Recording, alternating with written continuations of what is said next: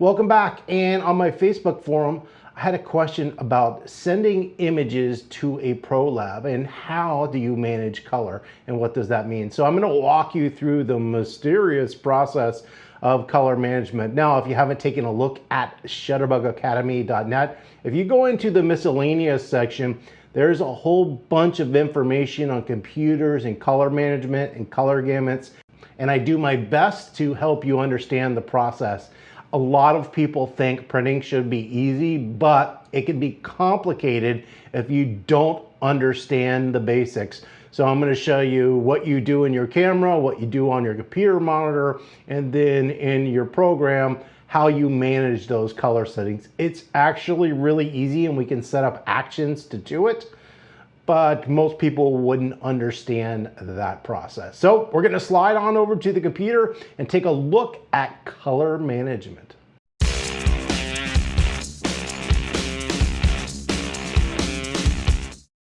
All right, so the first step in this process is to calibrate your monitor. Now, this is not an expensive step. These things go on sale for like 50% off multiple times during the year. If you just get like the B&H, they send a thing like every week on deals, you'll see this pop up. So Datacolor is pretty good about giving prices for this. So Datacolor is what I've always used. There used to be something called the Color Monkey. I think they changed the name of it, but it's made by X-Rite. But I use the Datacolor Spyder. And so calibration is key. So what happened when we had digital photography is there were no standards. So essentially what we're creating is a monitor standard, all right? And so what I'm gonna do just for you is I'm gonna actually calibrate my monitor today so you can see the process. And this whole color management is in one video versus everything being spread out. So this process is pretty easy. I'm just gonna hit Command Space Bar on a Mac and I'm going to hit Datacolor. And we will search Spyder and Elite app right there. That looks like it. Nope, we want Elite.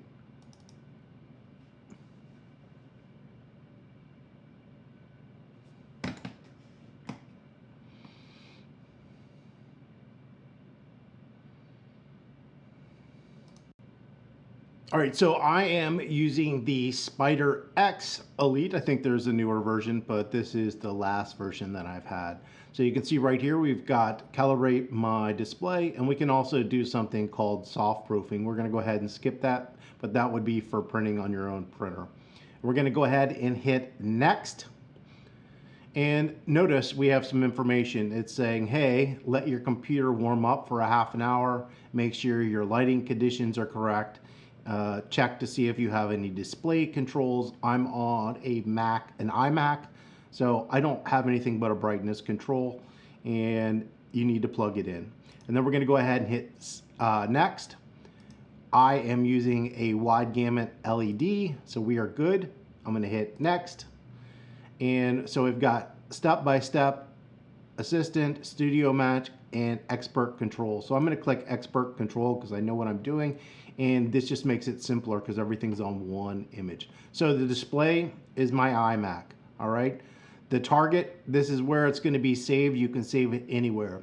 This is, when I get done with this, and it's probably set up correctly in the first place, is go ahead and screenshot this so you can see what my settings are. So right here, we're using D65, which is 6500 Kelvin, which is a neutral white. That's basically the standard you want. We are using the gamma right there. You can see it's 2.2. We do have 2.4. The higher the number, the more tonal range you're gonna get. So 2.2 gamma is what I'm gonna work with. So measured mode, not the visual mode. We wanna measure it, and this is the key. It's a luminance value of 120, and what you're gonna find is people are obsessed these days because of TVs and gaming about getting really bright monitors. Well, when you tone your computer monitor, your value is a luminance value of 120, which is not that high.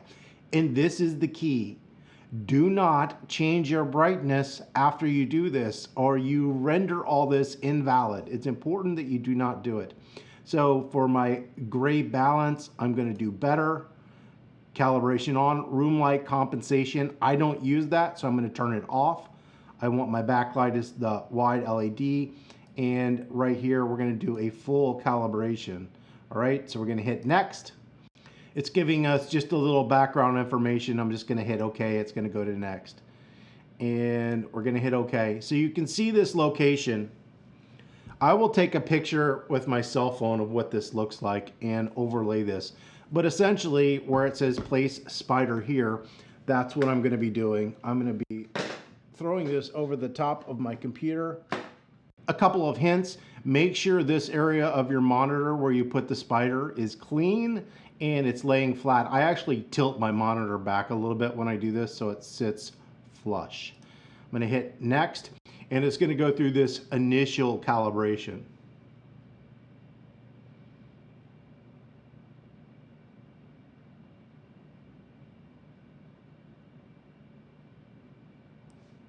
So it's telling me right here that I need to set my computer monitor to the maximum brightness.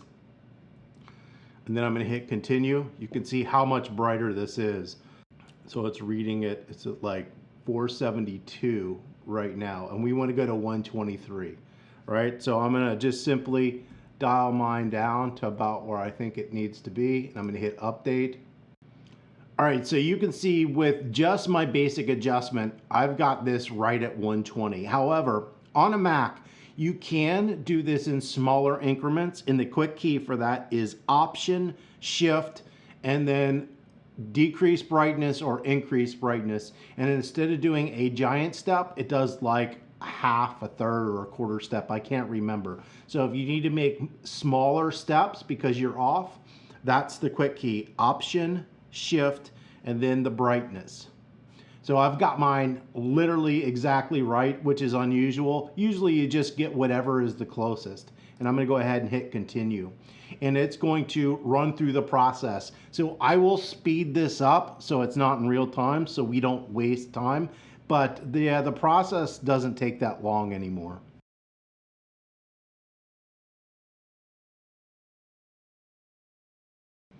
Okay, we are done, and we can remove the Spyder. I'm just going to toss mine off to the side real quick.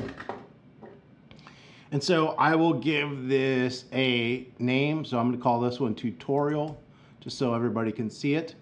And I can hit save, and I can also set a calibration reminder. I usually do mine every 3 months. If you're really nitpicky, you can do it quicker, but I'm too lazy to do it any quicker than that. So I'm going to go ahead and hit save. And we're going to go and we're going to hit next. There's a few more things we get. And so what this is showing us is how much of the color spaces we get. So sRGB, we're 100%, which is perfect. Adobe, we're probably going to be close. So we're at 91% of Adobe. So people always ask me why I don't use ProPhoto. Well, ProPhoto's space is so large. Even a 5K monitor like this can barely even display a portion of it. So it doesn't really make any sense when Adobe isn't the full gamut. And we can click on P3, which is the Mac version. So Adobe, we're close. We're getting most of it, but not the whole color gamut, which is that red line that you're seeing right there. So at this point, we're done. I can hit quit. And that is the calibration process. So I quickly just went into my display settings and noticed right here, it says color profile tutorial. So it's automatically setting that, and we're using that color profile. It kind of throws like a screen over it to fix the color. I don't actually know the process of what it does, but it ensures that the calibration in your screen looks how it should look. And remember, do not change the brightness. If you accidentally do change your brightness, do exactly what you did in the opposite way or recalibrate, is what I would tell you. The next step is to go into Photoshop or the editing program that you use. We're going to go to Edit and drop down to Color Settings. Okay, these are the color settings that I use. By default, it's on sRGB here, which is this one right here. I use Adobe.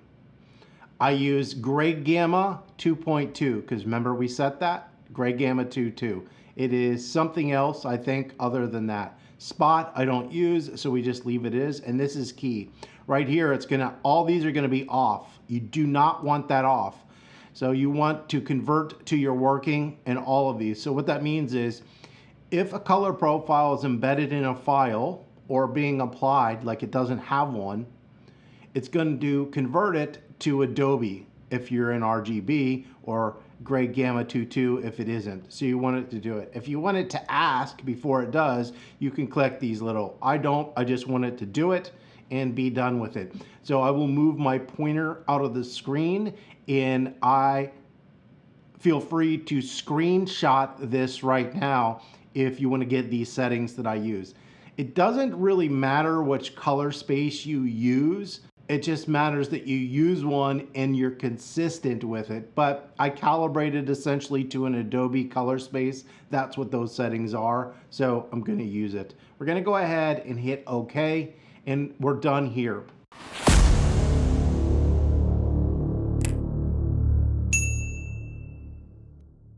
I'm going to go back into, I use Photo Mechanic. Look, it doesn't matter what you have. I just brought up a random photo. This is a photo I've worked on before.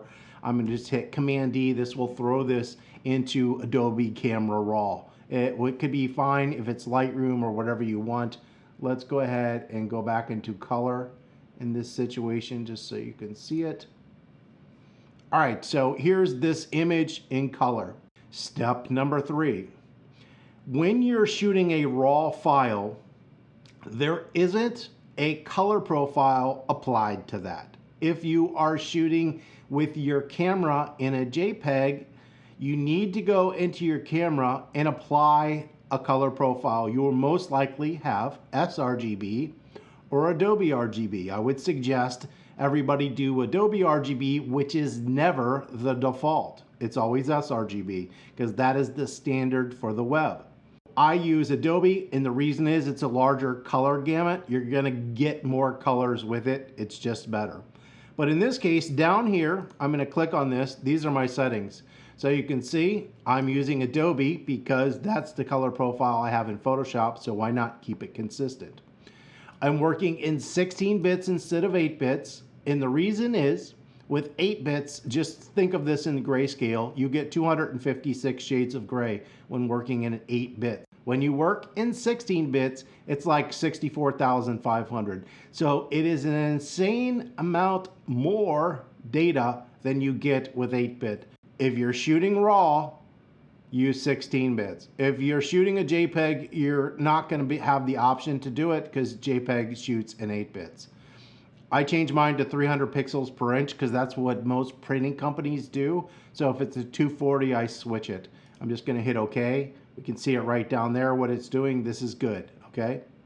So I would go through and tone my photo. We're not going to do that. I'm just going to hit OK and throw this into Photoshop. What this is going to do, it's automatically going to apply that color profile to your image. And this is the key element here. And so the trick with color management is just consistency. It doesn't matter if you want to change, all right? As long as you initially add a profile, you can keep changing back and forth. It doesn't matter. It just remaps the color. So we would go through and tone our whole image, which I'm not going to do because we want to keep this short.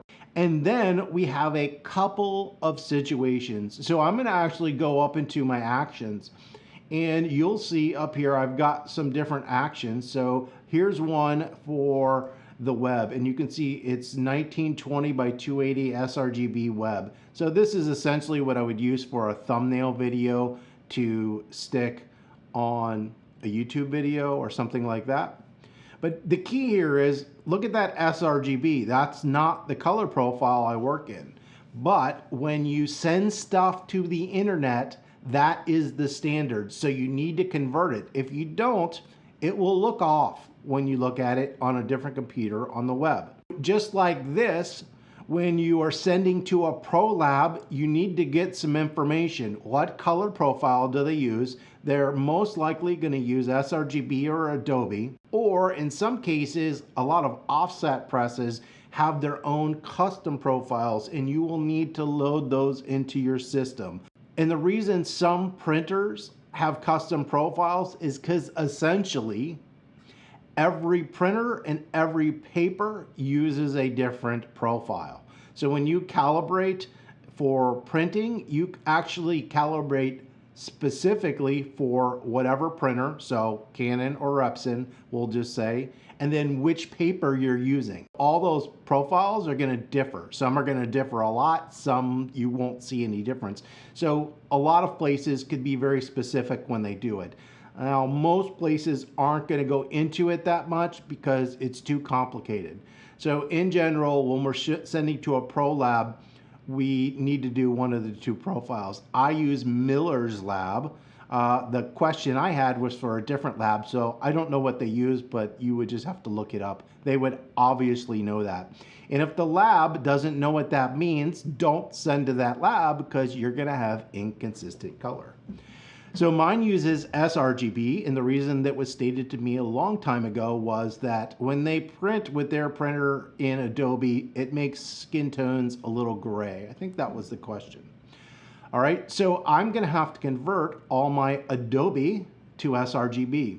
And so I've rarely got an action and I just click this and boom, it's done. But that's not gonna help everybody, so we're gonna go back to the beginning and I'm gonna walk you through the process so it makes sense.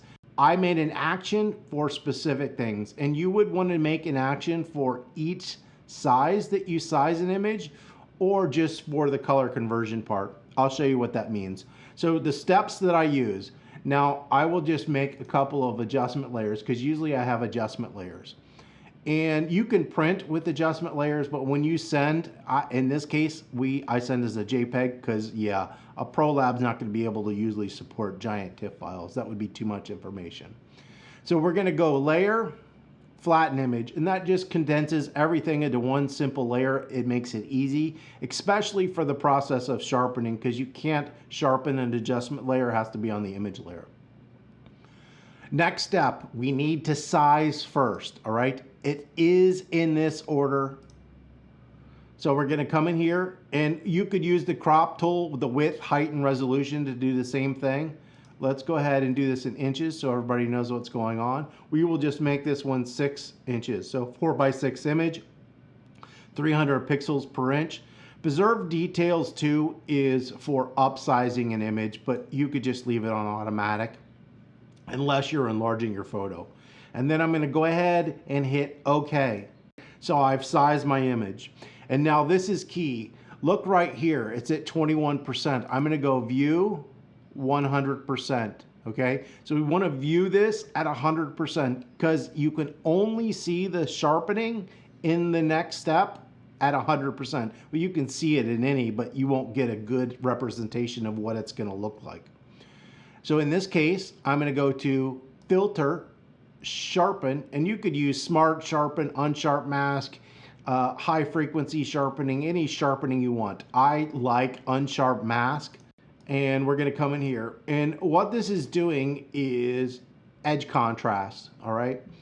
Sharpening doesn't do anything like you think it would. And I'm going to zoom into my photo even though I told you not to do it. And yeah, it's low quality because it's a small image, but for right now, it looks okay. So what we're doing, let me switch here, is where there's high contrast, so if you look this here, it's dark and light, that edge is what's gonna be sharpened. So the lighter side is the pixel to the left of the edge is gonna get brighter. And to the right of the edge is gonna get darker. And to what amount? And so I just know this over time. I'm just gonna come in here and size that back down. So 4:6 image, I'll usually sharpen that around 30%. I always do a radius of 1. And threshold means like the value for the area. You don't want to sharpen the whole image. You just want edges. So the higher the number, the higher the contrast difference needs to be. So if you want only the edges to really get sharpened in high contrast areas, you'll raise this number up. If you want everything to get sharpened, you would just do it down here. So in this case, for this image, I'm just gonna do it quite high actually. I don't usually go to 18, but I'm gonna go up to 10, okay? And I'm gonna hit okay, and that's gonna give us our sharpening. This is key. You only sharpen after you size, because the sharpening is directly affected by your image size. So you sharpen different amounts for different size images. If I made this bigger, a larger file, I would probably sharpen it with a higher amount. And so the last part is the question that I had. We are going to go to Edit, Convert to Profile, which is right here. All right. And what this is saying here is simple. You're in Adobe, and I want to go to sRGB. You can see mine's already been set up. So feel free to screenshot this if you like, but essentially you're telling it to go from Adobe to sRGB. This is just changing the color mapping. So I'm going to go click. You will not see any difference. It's now the sRGB color profile. And this is why I set up actions, because that process is tedious. All right, you can just click it and be done. So we're going to save. All right, most of you are going to use save as a copy. Okay, I have mine to work as save as, but I will do it as save as a copy just so it's simple and easy for everybody to look at. All right, I made my screen huge so you can see it. This is the folder that the image was in. We're going to change this to a JPEG because that's what my lab would want. And just so you know, when you send stuff to a lab, you have two choices. You can have them print just as they get it, and that's what I do because it's cheaper, or you can have them usually make basic color and density adjustments to the image. So you notice down here we've got this check mark in embedded color profile sRGB. This is just allowing us to double check, and this is letting us know that this is going to be embedded into the file. That's how you do it. Then you would just simply come over here. We will do this as test so I don't mess anything up. I'm going to hit save. Right here, you want baseline standard. I made my quality all the way up, so it's the best quality to be because it's a print, and I hit OK. And you simply send this file, and when you get it printed, make sure it's for 4x6. I don't make like one photo that's huge and let the company scale. Because I care about my sharpening and images looking correctly, I sharpen each image. So if they ordered an 8x10, a 5x7, and a 4x6, I actually send 3 different files specifically sized and cropped for each one.